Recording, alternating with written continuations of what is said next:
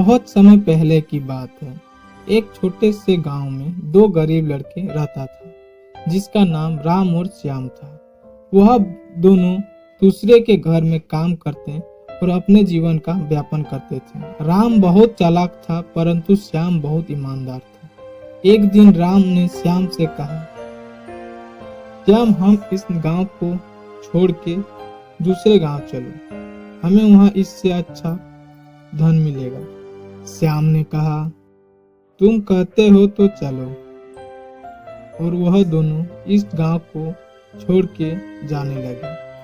चलते चलते वह दोनों एक दूसरे गांव में पहुंच गए और वहां के एक सेठ से कहा, क्या हमें आपके पास कोई काम मिल सकता है?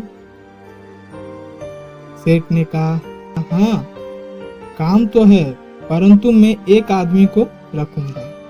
श्याम ने कहा राम से, राम, तुम इनके पास काम करो, मैं आगे की गांव में जाकर देखता हूँ। श्याम वहां से जाने लगा और वह चलते चलते एक दूसरे गांव की ओर जाने लगा। वह चलते चलते एक दूसरे गांव चला गया और वहां के सेठ से कहा, क्या हमें आपके पास काम मिलेगा? सेठ ने कहा, हाँ, काम है, परंतु मेरे कुछ शर्त हैं। अगर तुम्हें मेरे शर्त को स्वीकार करते हो तो काम कर सकते हो। श्याम ने कहा, आपके क्या शर्त हैं? मुझे बताएं, मैं आपके हर शर्त को मानने के लिए तैयार हूँ। सेठ ने कहा, मेरी पहली शर्त, मैं तुम्हें उतना ही खाना दूंगा तुम जितना बड़ा पत्ता लेके आओगे। श्याम ने कहा, ठीक है। दूसरी शर्त, तुम जितना बड़ा घास लेके आओगे उतना बड़ा मैं तुम्हें वस्त्र दूंगा। श्याम ने कहा, मुझे आपकी सारी शर्त मंजूर है। और श्याम वहां काम करने लगा। श्याम सेठ के घरों में झाड़ू लगाता और उसके घरों की सफाई करता। खेतों में काम करने लगा। जब श्याम भोजन के लिए गया और सेठ से कहा, सेठ, मुझे खाना दीजिए, तब सेठ ने कहा, तुम पहले मेरे शर्त के अनुसार पत्ता लेके आओ, फिर मैं तुम्हें भोजन देता हूँ। श्याम पत्ता लाने गया, लेकिन श्याम बहुत ईमानदार था। श्याम ने आम का पत्ता लेके आया। सेठ ने मन ही मन मुस्कुराया और सोचा, ये कितना बेवकूफ है। सेठ ने उस आम के पत्ते में चावल दिया, लेकिन आम के पत्ते में ज्यादा चावल नहीं लिया और श्याम उस चावल को खाने लगा। श्याम वो इतना चावल खाता और उठ जाता। ऐसे ही प्रतिदिन होने लगा और श्याम का पेट नहीं भरता और वो भूखा रह जाता। श्याम पहले से बहुत दुबला पतला हो गया। जब वह एक दिन खेत में काम करने जा रहा था, तब उसे रास्ते में राम से भेंट हो गई। राम ने कहा, श्याम, क्या कर रहे हो? श्याम ने कहा, मैं खेत में काम करने जा रहा हूँ। राम ने कहा, तुम पहले से बहुत दुबला हो चुके हो, क्या कोई परेशानी है? तब श्याम ने कहा, क्या कहूँ, मेरा सेठ बहुत खड़ूस है। और श्याम ने अपनी सारी परेशानी बताई।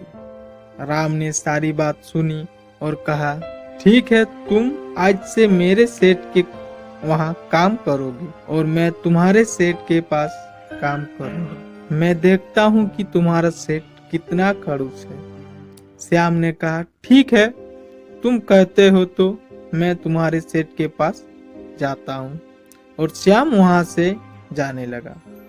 राम खेत में काम करके खड़ूस सेठ के पास गया और कहा, आज से आपके पास काम मैं करूंगा। मेरा दोस्त गांव गया है, उसने आपके पास काम करने के लिए मुझे भेजा है। सेठ ने कहा, ठीक है, तुम काम करो, घरों की साफ सफाई और मेरी सारी शर्त का ध्यान रखना। राम ने कहा, मुझे आपकी सारी शर्त मंजूर है। राम उसके घरों में काम करने लगा। सेठ ने कहा, राम तुम खाना खाने के लिए पत्ता लेके आओ और खाना खा लो। राम ने कहा, ठीक है, मैं पत्ता लेने जा रहा हूँ। राम बहुत चालाक था, वह आम का पत्ता नहीं लाया। उसने कहा, ठीक है, तुम मेरे दोस्त को बहुत परेशान किया है, मैं तुम्हें सबक अवश्य सिखाऊंगा। राम ने एक केले का पत्ता लेके आया। सेठ ने देखा और कहा, तुम यह क्या लेके आए हो? आप ही के शर्त के अनुसार मैं पत्ता लेके आया हूँ और मुझे इस पत्ते में भोजन दीजिए। सेठ मन ही मन सोचने लगा, कहा, ये लड़का तो बहुत चालाक निकला।